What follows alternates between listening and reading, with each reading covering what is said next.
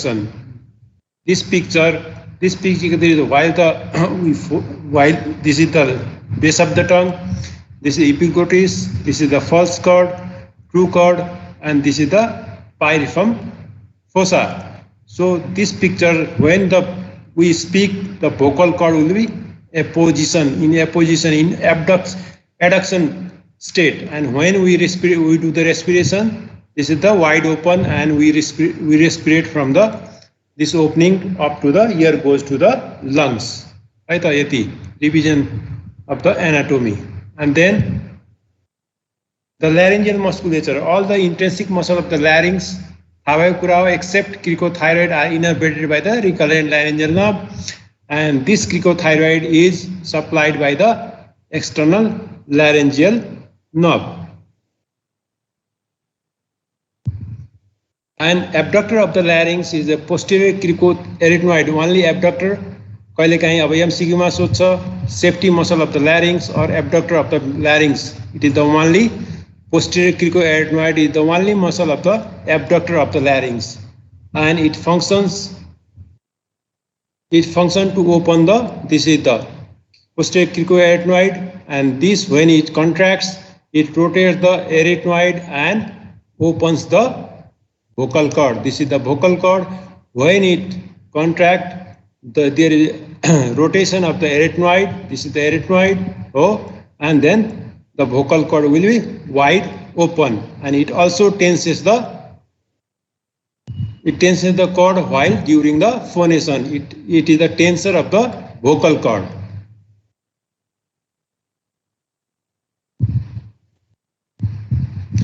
So other adductors are the lateral cricoarytenoid. This is the lateral cricoarytenoid. It is attached in the arytenoid other process, and while closing, it closes the vocal cord by rotating arytenoid medially. So there is a contraction of this muscle, rotate the arytenoid laterally and closes the vocal cord medially. So it is the adductor of the vocal cord. Other adductors are the transverse arytenoid and oblique arytenoid. This transverse arytenoid is the only unpaired muscle of the larynx. अब MCQ अर्को आयो यसमा, what is the unpaired muscle of the larynx भनेर, हैन? Function to approximate bodies of the arytenoid and closes the posterior aspect of the glottis. So it closes the posterior aspect of the glottis, and oblique arytenoid, this muscle and transverse arytenoid muscle function together to close the laryngeal opening during swallowing. So these muscles are the adductor muscles, and these closes the vocal cord during swallowing. Right? So these are the muscles. And other muscle is the thyroarytenoid, which is the adductor also. And this thyroarytenoid has three parts: thyroarytenoid internus, thyroarytenoid externus, and the thyroepiglotticus. And thyroarytenoid internus is known as the vocalis muscle. This muscle is the main muscle of the vocal cord.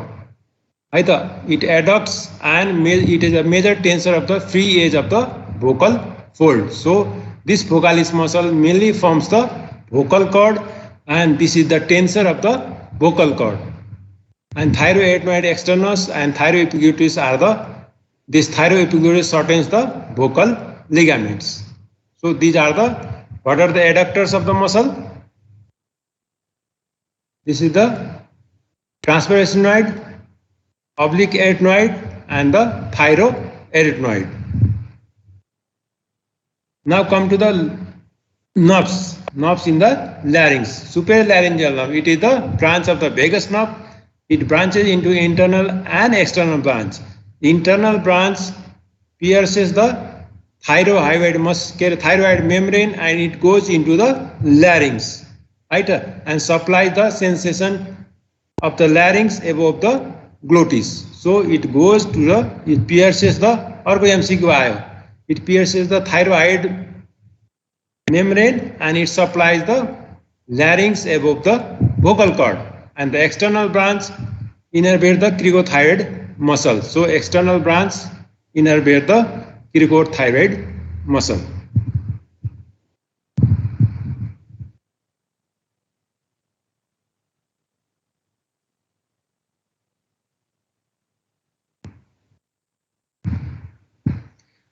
recurrent laryngeal nerve, right recurrent laryngeal nerve and the left recurrent laryngeal nerve. There is a difference in between the why it is known as the recurrent. It hooks around the structure in the neck and come up to the around the chest and come up around in the neck. So this right vagus nerve, it loops around the subclavian artery. This is the subclavian artery in right side. It hooks around the subclavian artery and ascend in the tracheoesophageal groove. So this is the partly superficial in the neck, either. And left recurrent laryngeal nerve, it hooks around the arch of aorta. This hooks around the arch of aorta and goes into the neck. So it is in the deeper plane. So during surgery, during thyroid surgery, when we do the right side, there is a more chance of injury to the recurrent laryngeal nerve. Right? The applied anatomy is any. So right recurrent laryngeal nerve is more prone to the injury during the right side of the thyroidectomy, which is known as the right hemithyroidectomy. We do the hemithyroidectomy, we do the total thyroidectomy. During the surgery, right side is more prone to the injury, iatrogenic injury during the surgery, because it hooks around the subclavian artery and it is in superficial plane. Then the left vagus nerve, which loops around the arch of aorta and which is in the deeper plane.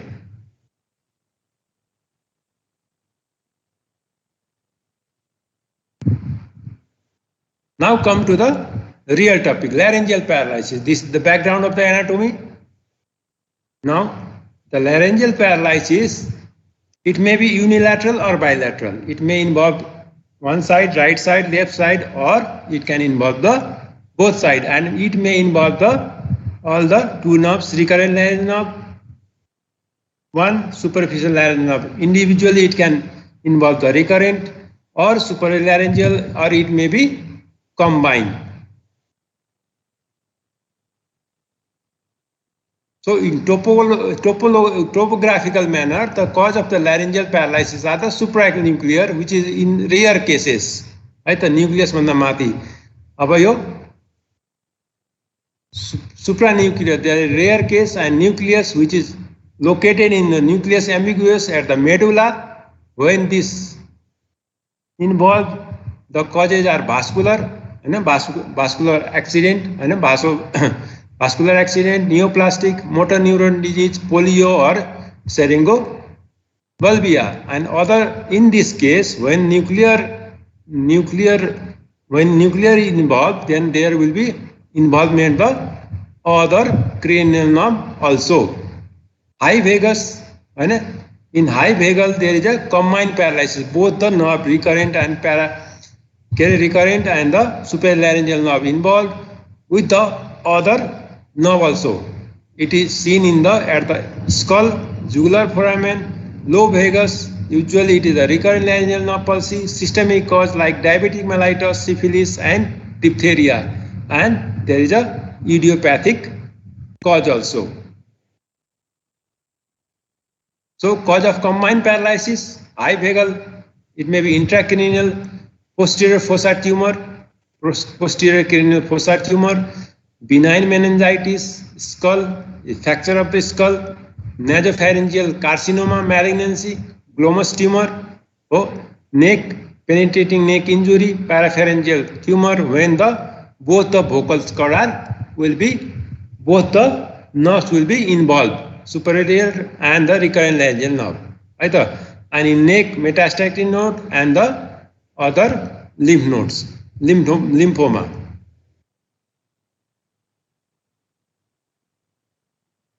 Intracranial causes like head injury, cerebrovascular accident, bulbar poliomyelitis.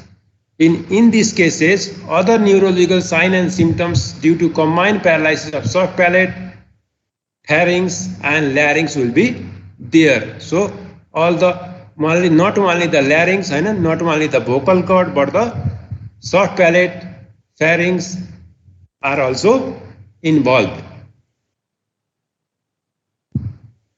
Fracture of the base of the skull, jugular foramen lesion like glomus tumor, nasopharyngeal carcinoma, skull base osteomyelitis. In this case also other cranial nerves like 9, 10, 11 are involved, and there is a symptoms of the pharyngeal and superior recurrent laryngeal nerve palsy. So in all these cases, in combined paralysis, the pharynx and the larynx with the soft patty is also involved. Not only the superior or the recurrent laryngeal nerve, but it involves the 9, 10 and 11 nerve also.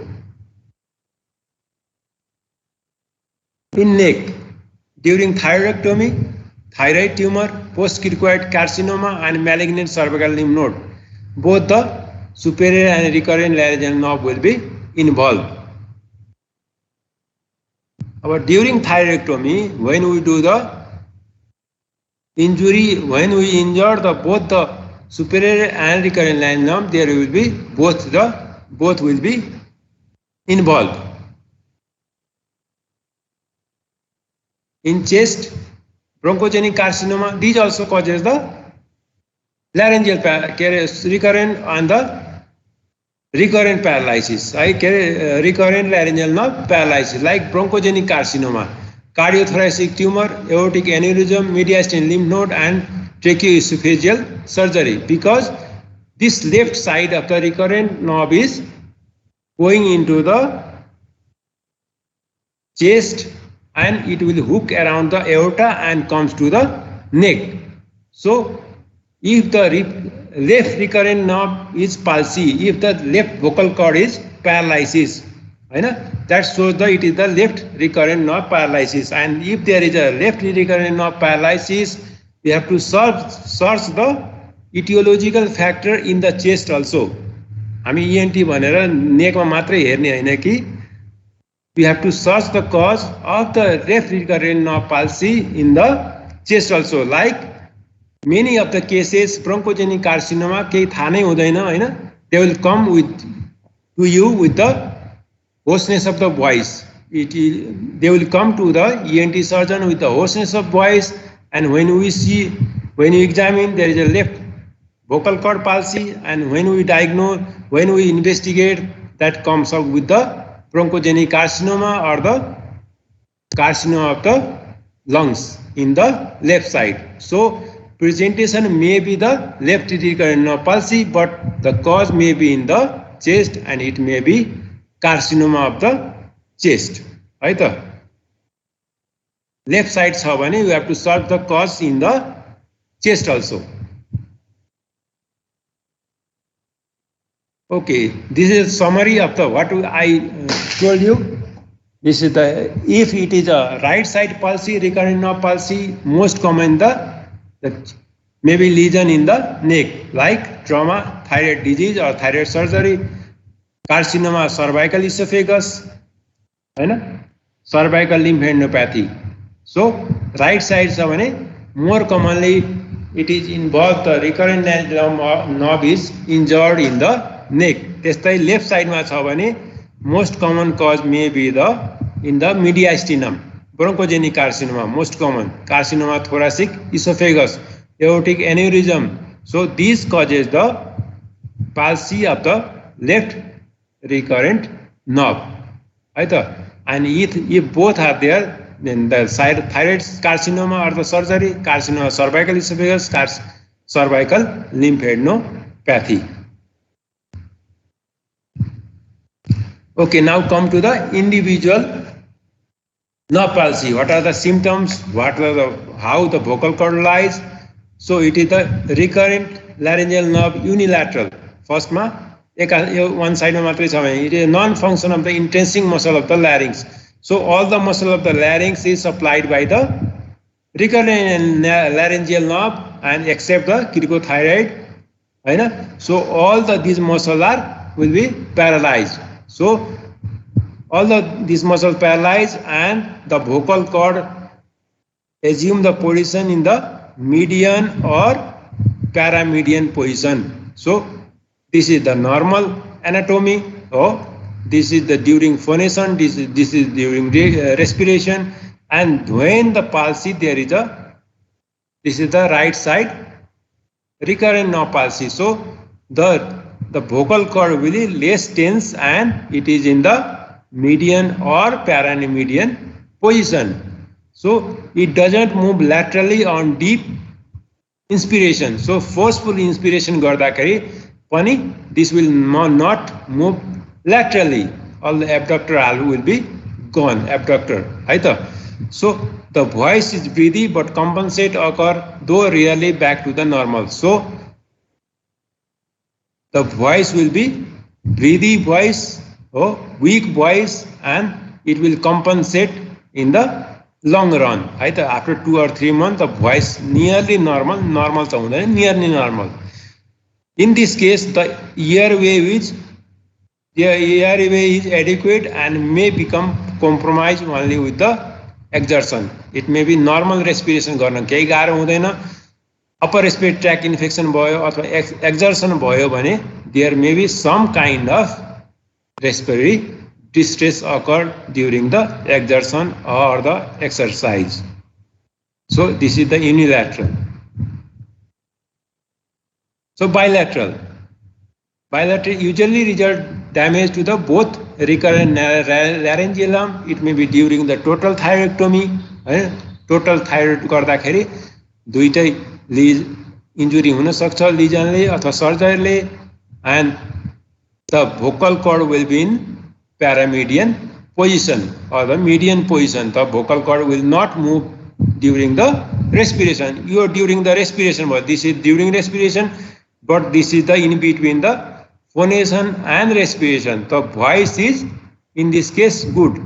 Okay, nearly normal jasto cha, but there may be variable degree of stridor. So stridor is the noisy breathing due to the obstruction in the airway. So respiration, there is difficulty in respiration. Normal position respiration गर्न गाह्रो हुन सक्छ किन because there is abductor palsy. So this not moving laterally and the vocal chink will be small. So there will be variable degree of stridor and aggravates on the upper respiratory tract or the exertion. So when there will be exertion, the patient feels the respiratory distress and respiratory difficulty and breathy voice which is known as the stridor. So why this paramedian and median position in recurrent nerve palsy? There is two laws which is known as the Simon's law and Weisner-Grossman law. They are asked frequently in the exams. In all progressive organic lesion, abductor fiber of nerve which are phylogenetically in embryologically newer are more susceptible and thus first to paralyze compared to the adductor fibers. Means the abductor fibers will be paralyzed first. In combined paralysis, abductor fiber AB comes before the AD. Adductor fiber goes behind. D chani पछि आउँछ B भन्दा. So adductor fiber will be paralyzed first and then the adductor fibers. है त सजिलो बुझ्नलाई remember गर्नलाई. In all the organic lesions, abductor fiber will be paralyzed early. Why abductor fibers? Because they are phylogenetically newer. They are embryologically newer fibers. That is known as the Simon's law. And Weisner-Grossman theory, in absence of the cricoid joint fixation, cricoid joint fixation छ भने त अर्कै कुरा भयो. If there is a cricoid joint fixation is the cricoid joint is normal, then in pure immobile vocal cord in paramedial position has total pure unilateral recurrent nerve palsy. If the vocal cord is in the paramedian position, जस्तो अघि नै देखाएकोमा, that implies that there is a only unilateral recurrent nerve palsy, total unilateral recurrent nerve palsy छ भनेर. And in mobile vocal cord, if it is in lateral position, there will be combined paralysis of the superior and recurrent laryngeal nerve. So both the action will be gone. Right? So in vocal cord paramedial position मा छ भने recurrent nerve palsy भयो, lateral position मा छ भने superior र recurrent दुईटै palsy भयो. This is known as the Wegener's. यो सोध्छ जाँचमा Siemens law and Wegener's and Grossman theory भनेर भाइबामा. So now come to the supralaryngeal nerve. It is lesser in occurrence than the recurrent. Mostly commonly the recurrent nerve palsy हुन्छ. Vocal cord छ नि palsy हुन्छ, which is known as the recurrent nerve palsy, which is due to the recurrent nerve palsy. Now supralaryngeal nerve palsy, supralaryngeal nerve found in the upper pole of the thyroid. Right? So superior nerve is has got two branch, external and internal branch भनिहालेँ मैले हैन. So internal branch गयो भने loss of sensation to the supraglottal larynx and can cause subtle symptoms such as frequent throat clearing, paroxysmal coughing, voice fatigue, and vague foreign body sensation. So these are the symptoms of the sensory supply, internal branch of the supralaryngeal nerve. And loss of motor function to the cricothyroid muscle can cause slight voice change, which the patient usually interpret as a hoarseness, and most common finding is the diplophonia, double sound जस्तो आउँछ, repeat जस्तो आउँछ, diplophonia. There will be decreased pitch, Hahn, and there will be double sound production हुन्छ.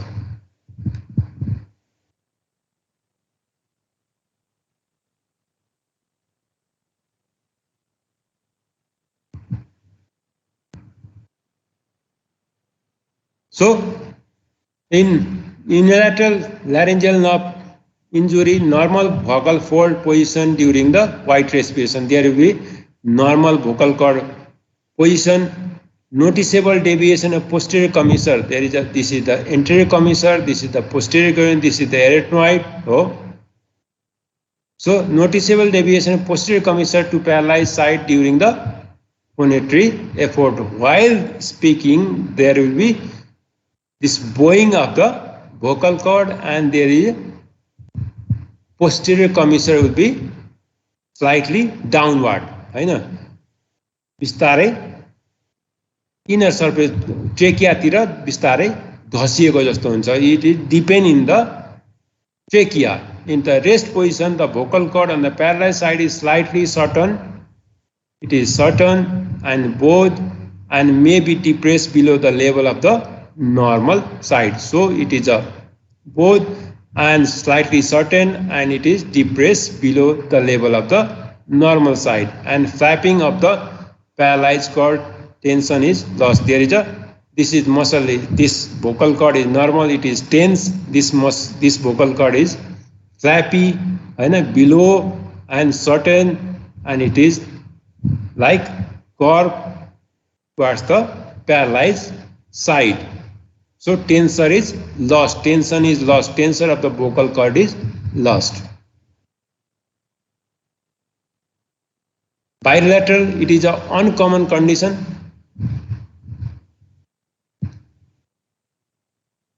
It is the uncommon condition. Both cricothyroid muscle are paralyzed and no sensation in the upper larynx.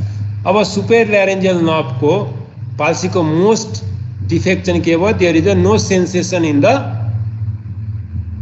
supralarynx, right? The supraglottis. If there is no sensation in supraglottis, the हामीले coughing गर्दा के हुन्छ? If the something food goes or water goes in the larynx, there will be cough reflex will be there. But in supralaryngeal nerve palsy, there is no cough reflex and patient cannot cough. So खाएको कुराहरू unnoticedly it goes to the lungs, Hahn, and then patient develops the all kind of the infection in the lungs. So there is no protection of the lungs because the superior laryngeal nerve sensory supply is lost and there is a cough reflex is lost. So etiological factor may be trauma, surgical, accidental, neuritis and pressure by the cervical lymph node or the tumor.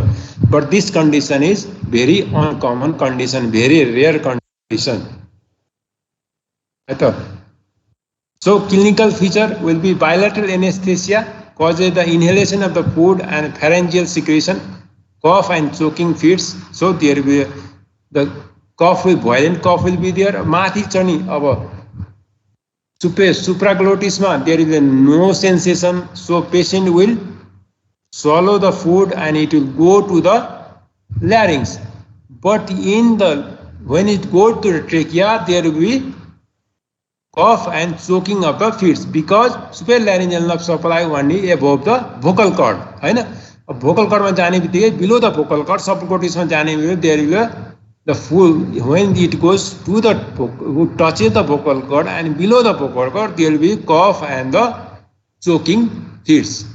So अब यसले सुप्राग्लोटिसलाई चाहिँ नि sensation anaesthesia गर्दियो त्यसपछि चाहिँ नि the food will go to the vocal cord, then there will be cough and choking fits will be there and voice will be weak and treatment depends upon the cause. Neuritis may be recovered, viral neuritis छ भने in worst case we have to do the tracheostomy to prevent the airway, lungs, and in other cases we have to do the epiglottopexy. The epiglottis is sutured over the larynx.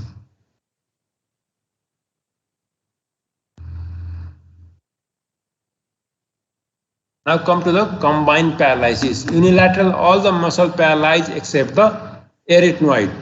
So etiological factor, it is the thyroid surgery, maybe nucleus ambiguous or vagus, proximal to theory origin of the supralaryngeal nerve. Clinical feature will be the true vocal cord will lie in the cadaveric position, that is the lateral position. Healthy side was unable to compensate, thus glottic insufficiency causes the hoarseness and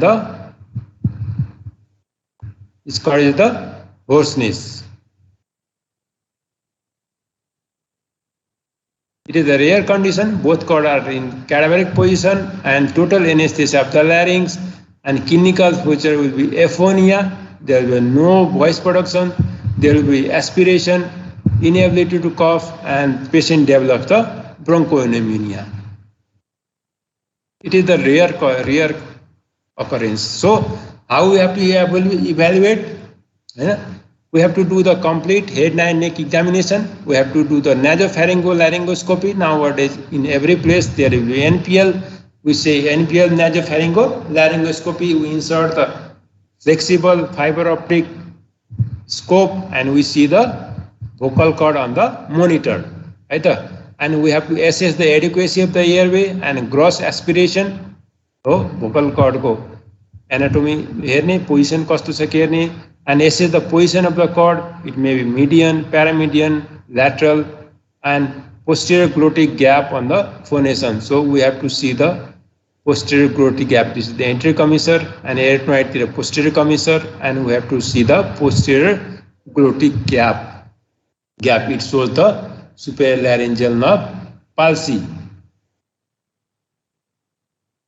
So management, how we manage? If recurrent laryngeal nerve palsy unilateral छ भने no treatment required, generally compensated by the other side. So this if unilateral recurrent nerve palsy छ भने the voice will be changed for some time, for initially 2 to 3 months or maybe 6 months, and then voice will the normal side compensate, it will go to the other side, and then the voice is nearly normal. Normal to nearly normal हुन्छ. So we don't have to do the anything, just wait and watch. We don't have to do for the unilateral recurrent nerve palsy. Now abductor palsy, bilateral abductor palsy, the patient exhibit lack of abduction. There will be abduction is lost, during the inspiration, but there will be good phonation. So maintenance of the airway is the primary goal. So bilateral abductor palsy or bilateral recurrent palsy ma chani our main aim is the primary goal is the give the patient a good respiration. So airway preservation often damage and otherwise good voice. So when we do the surgery, the voice is slightly damaged due to the when we do the surgery to open the vocal cord, and this surgery are these are the option. Bilateral recurrent, unilateral छ भने के पनि गर्न पर्दैन, bilateral छ भने so this vocal cord, this is the during inspiration the vocal cord are lie in the median position, and slightly there is slight small slit of the glottis. So glottis is insufficient for the respiration. So we have to do this is the medially push. So we have to do the surgery, have to do to pull this vocal cord laterally. So this is known as the lateralization of the cord. So when it can be done through the endoscope. We insert the endoscope, and any one of the vocal cord is pulled laterally. That is known as the lateralization of the vocal cord. And other is we have to cut the cordectomy vocal cord, which is known as the laser cord. It can be done by the laser cordectomy. Only the vocal cord is cut, and one vocal cord is transversely cut, and there will be good space. Other is the laser cordotomy.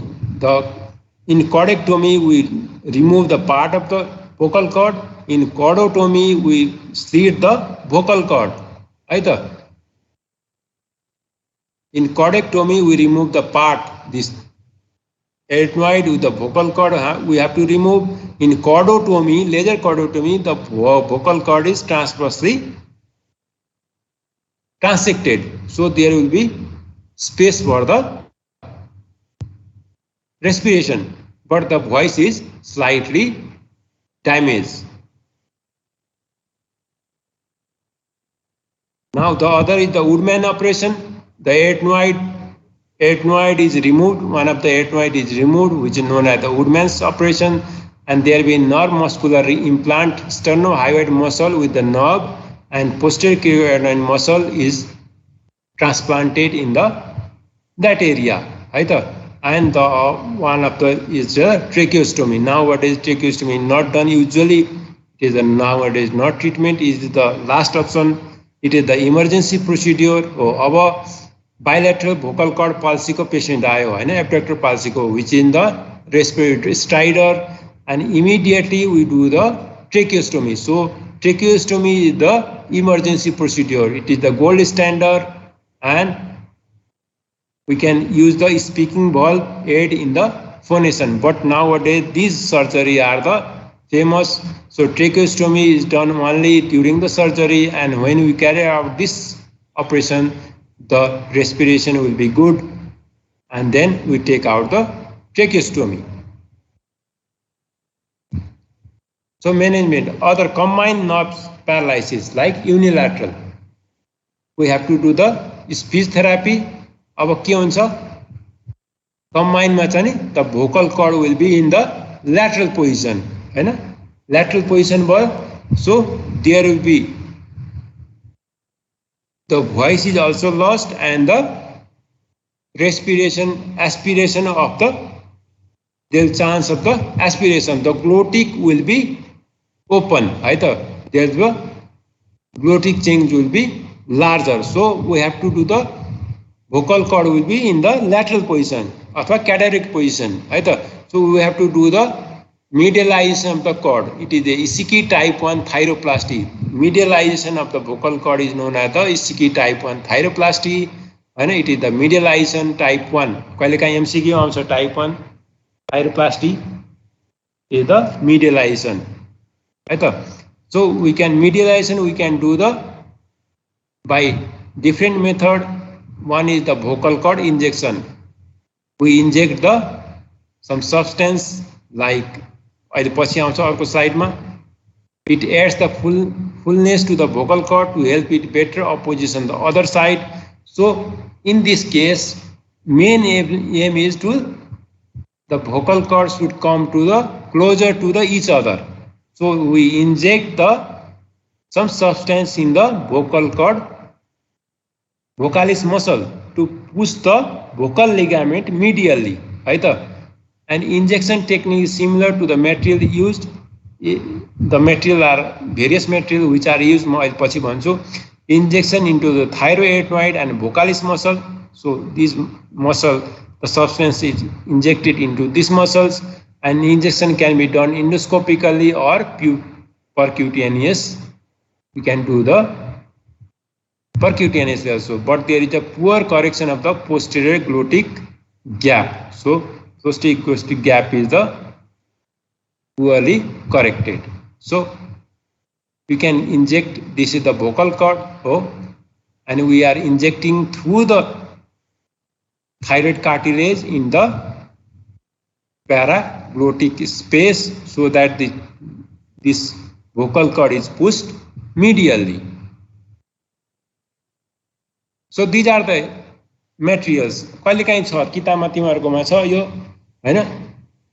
So it is the Teflon. We can inject the Teflon. We can inject the fat. We can inject the collagen. It is maybe autologous collagen, homologous micronized elodome, or heterologous bovine collagen. These are the substances which are injected to medialize the vocal cord.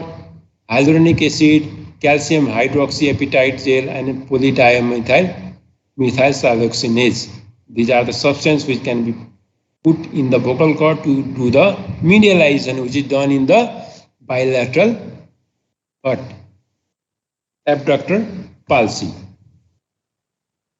So combined nerve paralysis unilateral, we have to do the type 1 thyroplasty, the ACK type, and there is muscle or cartilage implant. We can do the implantation of the muscle as well as the muscle and the cartilage implanted in the inner perichondrium of the thyroid cartilage. So this much. So combined nerve paralysis bilateral, rarely we can do treatment in the tracheostomy, epiglottoplexy, again vocal cord plication, and if these all fails, we have to do the total laryngotomy. We have to take out the larynx. So the patient with respiration, do the respiration from the outer wall, tracheostome butter, laryngectome butter, and then this is the rare condition, tracheostomy, epiglottoplexy, and vocal cord plication. Total laryngotomy rare is the last option nowadays. It is not frequently done. It is not done at least either. Thank you. Any question?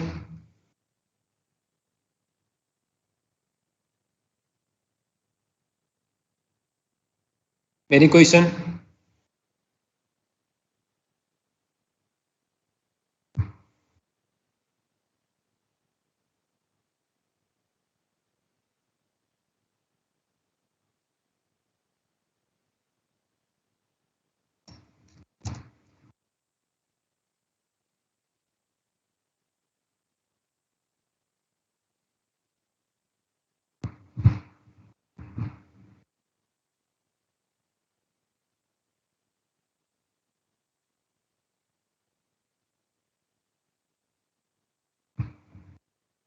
Thank you.